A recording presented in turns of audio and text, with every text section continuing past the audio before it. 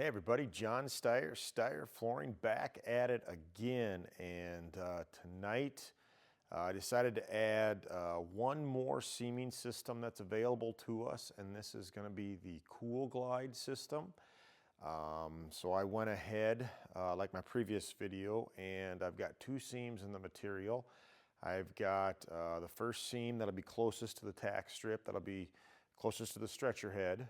That is going to be the sealed seam, and then about a foot behind that will be the unsealed seam. So this is all the premium silicone backed Kool Glide tape, along with the UV tracer, the Kool Glide UV tracer, the special glue stick for it.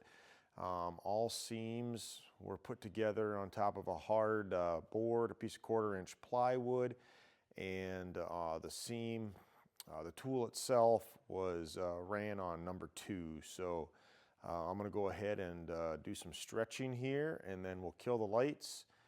Check out our seam check out our seam profile, seam peaking. See if it's better, worse, the same. Let's get after it.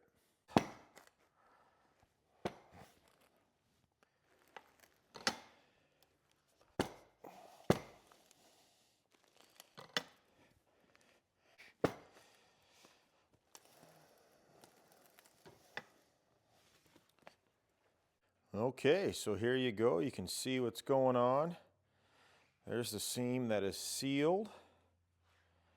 There is the one. You can see there is some peaking, not as bad as just the 4-inch. And I didn't point this out in my last video, but it's that dark shadowing that I'm seeing behind there.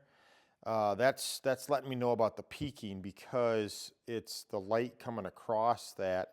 It's getting shadowed right at the bottom because it's hinged up at the top there. But definitely not as bad as the 4-inch from the previous. I'm just going to hold it here, and what I'll do is I'll throw in the 4-inch and a video of the 6-inch to kind of let you guys decide what you think. But again, that's an extreme case of, manipulating the environment to shine light across it. All right, guys, so there you go. All three of the tools that you can use to put a seam together, other than sewing a seam, but they all three of them leave a profile, and if you don't use the thermoplastic sealer, you can get peaking.